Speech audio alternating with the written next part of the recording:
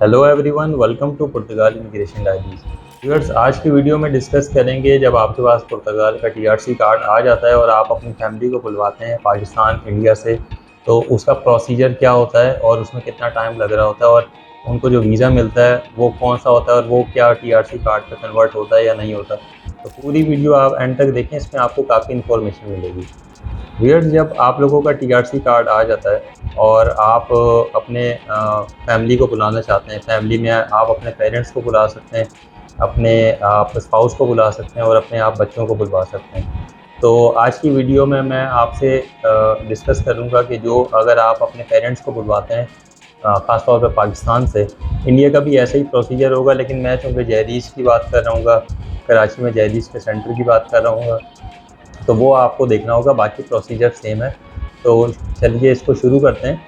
सबसे पहले जब भी अपॉइंटमेंट खुलती हैं आइमा में फैमिली अपॉइंटमेंट, तो सबसे पहले आपको फैमिली अपॉइंटमेंट लेनी होती है।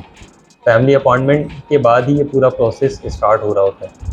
फैमिली अपॉइंटमेंट के लिए आप कॉल करके फैमिली अपॉइंटमेंट लेते हैं। उसमें आप अपना पासपोर्ट नंबर उनका बताते हैं जिनको आप बुलवाना चाह रहे हैं, अपना आप टीआरसी कार्ड नंबर बताते हैं और आप अपना ईमेल एड्रेस देते हैं। उस पर वो आपको ईमेल कर देते हैं, तो वो आपकी अपॉइंटमेंट बुक हो जाती है। लेट से आपको 3 महीने बाद की अपॉइंटमेंट मिल गई है और अब आपने उसके लिए प्रिपरेशन करनी है। तो जो आपको पाकिस्तान से डॉक्यूमेंट्स चाहिए होते हैं, उसमें कुछ इस तरह है कि अगर आप अपने पेरेंट्स को बुलवाते हैं, यानी कोई ऐसा मेन एप्लीकेंट है वो अपने पेरेंट्स को बुलवाना चाहता है, तो पाकिस्तान से उनके पेरेंट्स के पासपोर्ट का कलर स्कैन पहले पासपोर्ट ऑफिस से अटैच हुआ हुआ हो, उसके बाद वो मोफा से अटैच हुआ हुआ हो, एंड देन वो पुर्तगाल एम्बेसी से अटैच हुआ हुआ हो।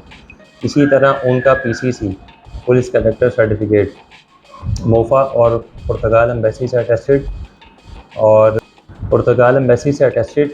उसके बाद अगर आप अपना रिलेशन दिखाने के लिए उनसे कि ये मेरे पेरेंट्स हैं, तो आपका बर्थ सर्टिफिकेट, वो भी नादरा का बना हुआ कच्चा जो बर्थ सर्टिफिकेट होता है जिसको जन्म पर्ची आमतौर पर कहते हैं, वो नहीं चलती है।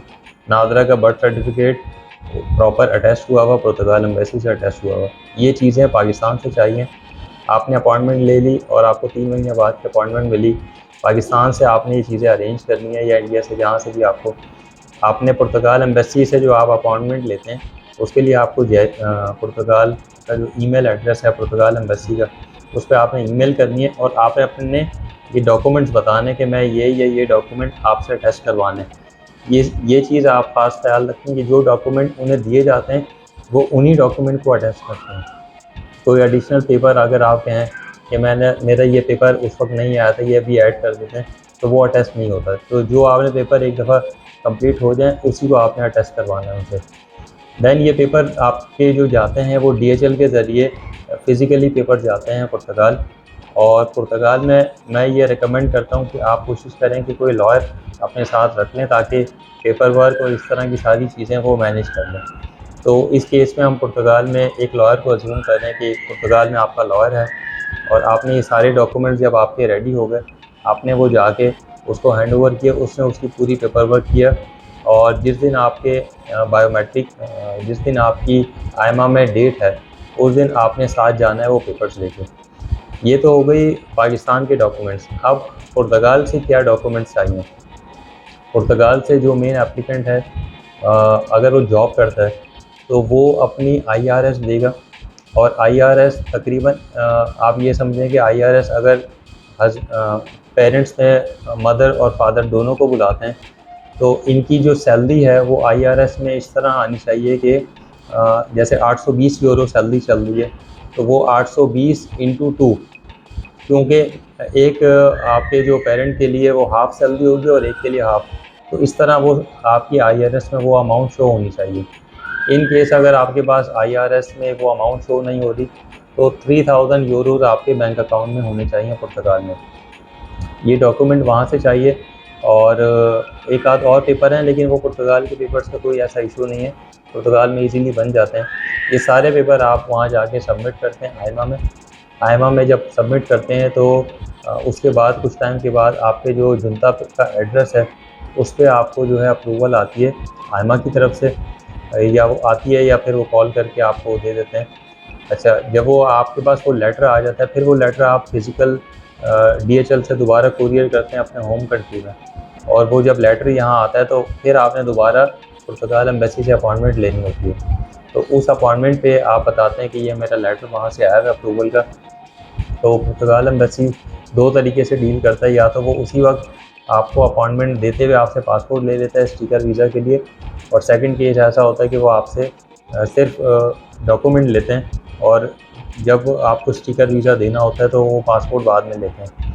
तो ये एक शॉर्ट तो नहीं, एक लेंथी प्रोसेस है, और इसमें कहीं भी अगर कोई भी नेम की मिस्टेक हो या कोई ऐसी चीज़ हो तो उसमें मसले मसाइल आ जाते हैं। वहाँ आजकल पुर्तगाल में इतना ज़्यादा टाइम नहीं लगता, जैसे 3 महीने का टाइम मिला है आपको, और आपका कोई पेपर मिसिंग है उसमें आपको 10-15 दिन और मिल जाते हैं, फिर आपका टाइम नहीं वो मीट कर पा रहा, तो एंड ये होता है कि वो आपका अपॉइंटमेंट कैंसिल हो जाती है। तो आपने इस चीज़ का ख्याल रखना है जब भी आप ये करने जा रहे हो, आपके पास पेपर पूरे हों, रेडी हों, और सिर्फ आपको अटेस्टेशन का उसमें टाइम लगे। तो जब इस तरह के कोई इनके पेरेंट्स किसी के भी जैसे इस तरह आ जाते हैं, तो उनको जब वहाँ पुर्तगाल पहुँचते हैं तो एक तो ये डबल एंट्री वीज़ा मिलता है, और डबल एंट्री वीज़ा पे जब वो वहाँ जाते हैं तो विदिन अ मंथ और 2 मंथ के अंदर अंदर उनके बायोमेट्रिक होते हैं, और इस केस में उनका भी TRC कार्ड बन जाता है। वंस उनका TRC कार्ड बन जाए तो फिर वो पाकिस्तान में और पुर्तगाल में कहीं भी रह सकते हैं, और आने जाने में भी उनको कोई परेशानी नहीं होती। तो ये पूरा फैमिली अपॉइंटमेंट का प्रोसेस होता है। मैंने आपको बुकिंग से लेके ईमेल से एंड तक का बताया।